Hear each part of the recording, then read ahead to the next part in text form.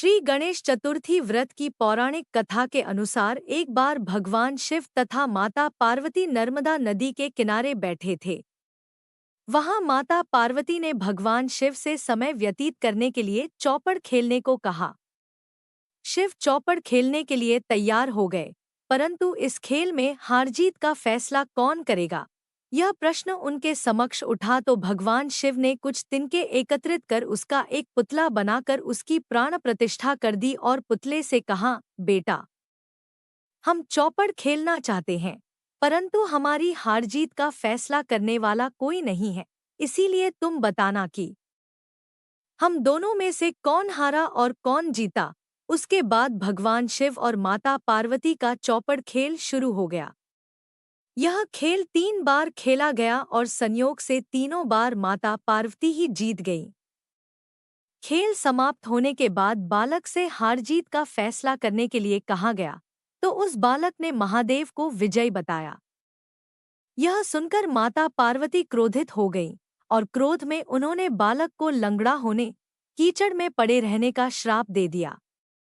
बालक ने माता पार्वती से माफी मांगी और कहा कि यह मुझसे अज्ञानतावश ऐसा हुआ है, मैंने किसी द्वेष भाव में ऐसा नहीं किया। बालक द्वारा क्षमा मांगने पर माता ने कहा, यहाँ गणेश पूजन के लिए नाग कन्याएं आएंगी, उनके कहे अनुसार तुम गणेश व्रत करो, ऐसा करने से तुम मुझे प्राप्त करोगे। यह कहकर माता पार्वती शिव के साथ कैलाश पर्वत पर चली गईं। 1 वर्ष के बाद उस स्थान पर नागकन्याएं आईं। तब नागकन्याओं से श्री गणेश के व्रत की विधि मालूम करने पर उस बालक ने 21 दिन लगातार गणेश जी का व्रत किया। उसकी श्रद्धा से गणेश जी प्रसन्न हुए। उन्होंने बालक को मनोवांछित फल मांगने के लिए कहा। उस पर उस बालक ने कहा, हे विनायक, मुझ में इतनी शक्ति दीजिए कि मैं अपने पैरों से चलकर अपने माता पिता के साथ कैलाश पर्वत पर पहुंच सकूं और वे यह देख प्रसन्न हों। तब बालक को वरदान देकर श्री गणेश अंतर्ध्यान हो गए। इसके बाद वह बालक कैलाश पर्वत पर पहुंच गया और कैलाश पर्वत पर पहुंचने की अपनी कथा उसने भगवान शिव को सुनाई।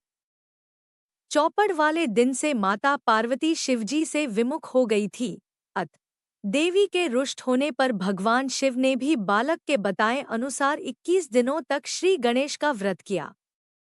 इस व्रत के प्रभाव से माता पार्वती के मन से भगवान शिव के लिए तब यह व्रत विधि भगवान शंकर ने माता पार्वती को बताई। यह सुनकर माता पार्वती के मन में भी अपने पुत्र कार्तिकेय से मिलने की इच्छा जागृत हुई। तब माता पार्वती ने भी 21 दिन तक श्री गणेश का व्रत किया तथा दूर्वा, फूल और लड्डुओं से गणेश जी का पूजन अर्चन किया। व्रत के 21वें दिन कार्तिकेय स्वयं माता पार्वती जी से आ मिले। उस दिन से श्री गणेश चतुर्थी का यह व्रत समस्त मनोकामनाओं की पूर्ति करने वाला व्रत माना जाता है। इस व्रत को करने से मनुष्य के सारे कष्ट दूर होकर मनुष्य को समस्त सुख सुविधाएं प्राप्त होती हैं।